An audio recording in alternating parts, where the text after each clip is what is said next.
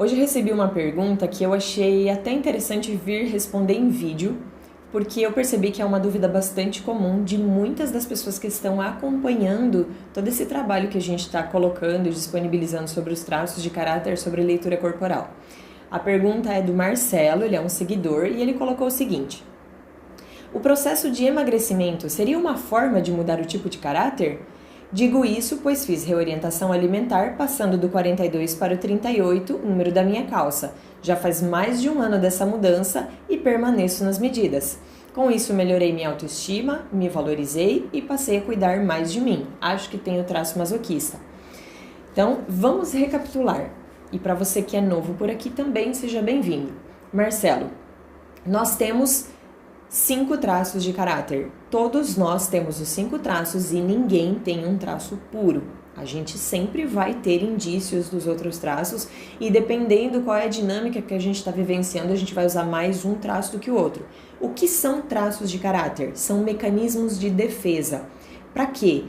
Que o nosso corpo, a nossa mente desenvolveu quando nós éramos crianças, lá na infância, da gestação até os 5 aninhos de idade, onde nós passamos por 5 fases importantes do nosso desenvolvimento, que geraram traumas, que geraram uma dor muito profunda, e nós, como crianças, não soubemos lidar com isso.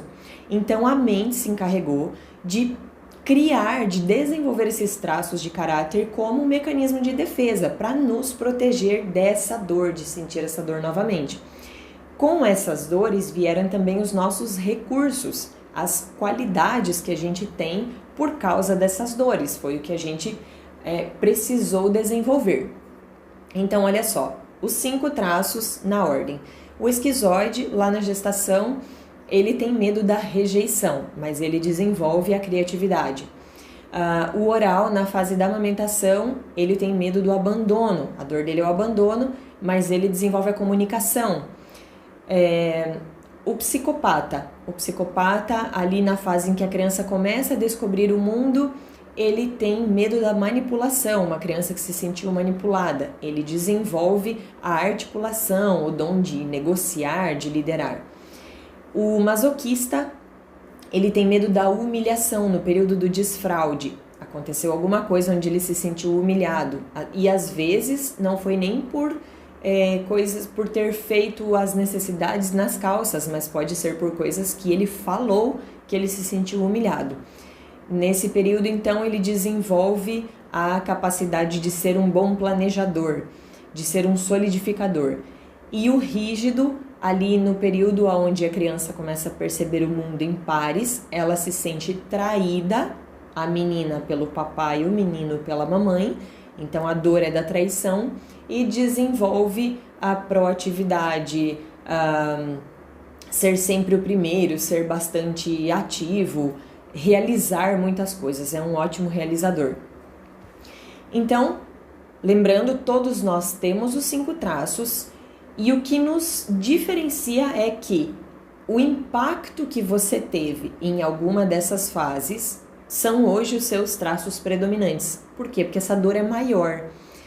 Se você vive hoje como adulto dinâmicas aonde relembra essa dor, esse traço vai ser ativado, digamos assim, e você vai criar dinâmicas infantis novamente, você vai ficar preso nessas dinâmicas infantis que você criou lá na infância para não olhar diretamente para essa dor, entende? Então, quando você estava ali acima do peso, você estava vivenciando o traço oral e provavelmente também é um dos seus traços predominantes. Eu ainda não fiz a leitura do Marcelo, para identificar realmente qual é o traço dele. E quando a gente olha para o corpo, a gente consegue fazer apenas uma leitura superficial.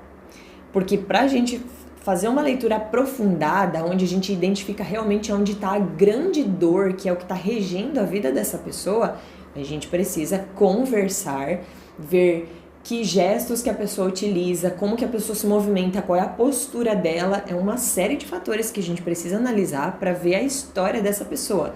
Então, se eu olho só para uma foto, só para uma imagem, eu tenho uma noção, mas um traço pode estar encobrindo o outro. Por exemplo, quando você estava na dinâmica do oral, pode ser que esse oral surgiu para encobrir a dor do masoquista, se você realmente tiver o traço masoquista predominante. Por quê? Porque você passou por alguma dinâmica, alguma coisa aconteceu na sua vida que desencadeou essa dor e para não ficar doendo, você engorda, você aumenta o peso para esconder esse traço de caráter masoquista. Entende? Aí você passa para a dinâmica do oral, que também é dolorida, mas ainda é mais suportável do que a que está sendo escondida.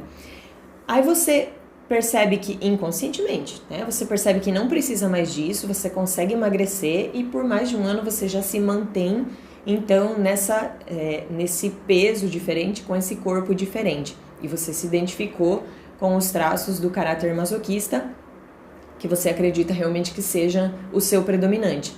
Ok, pode até ser. Então, o que a gente sabe com isso? Que ali, no período do desfraude, no período de aprender a controlar os esfíncteres, você passou por alguma coisa onde você se sentiu humilhado. Esfíncteres que a gente fala é de fezes, de urina e da boca, né? Então, às vezes, uma palavra que você tenha falado quando criança, alguém te repreendeu, ou você, no caso, como a gente já sabe que você também tem o oral predominante, talvez você era uma criança que falava demais e seus pais mandavam você ficar quieto em determinados momentos. E isso causou essa dor do masoquista. E o masoquista vem depois do oral.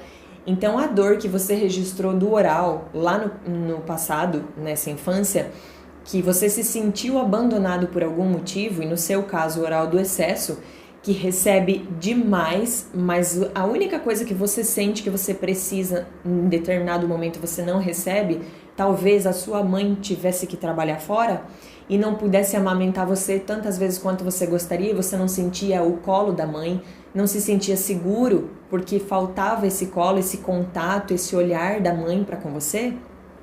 E aí vem o masoquista depois e essa dor se torna mais profunda do que aquela dor do abandono da oralidade.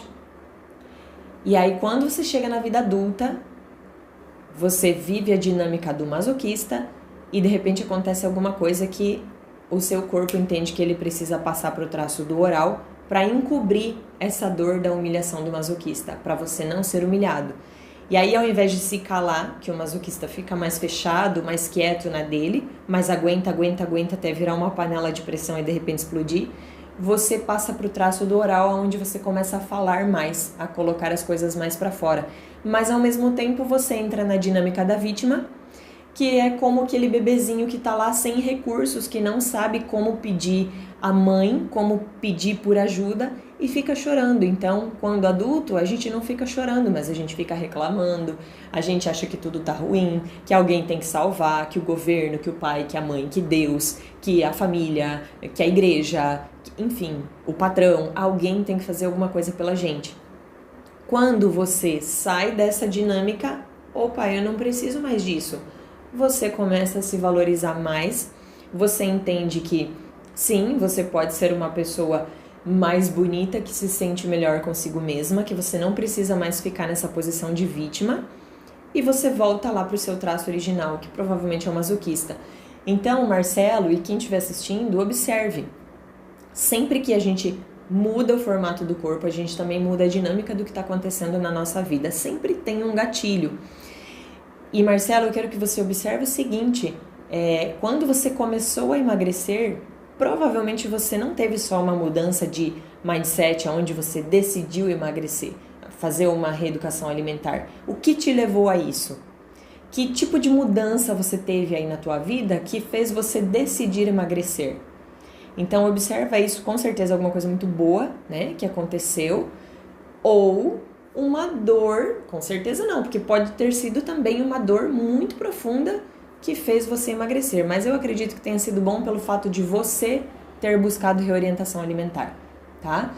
E aí eu gostaria que você comentasse aqui também se isso faz sentido para você e para quem está assistindo e se identifica com essa história ou percebeu alguma mudança também no formato do corpo e tem alguma dúvida, deixa aqui pra gente que a gente vai criar mais conteúdo sobre isso e ir orientando vocês para que vocês realmente possam cada vez mais identificar em vocês e nas outras pessoas os traços de caráter predominantes, para que a gente consiga sempre ter relacionamentos melhores, inclusive aumentar os nossos relacionamentos interpessoais, aumentar as nossas vendas, os nossos contatos com clientes, saber como tratar cada tipo de pessoa dentro de casa, fora de casa, na empresa, enfim, serve para vida.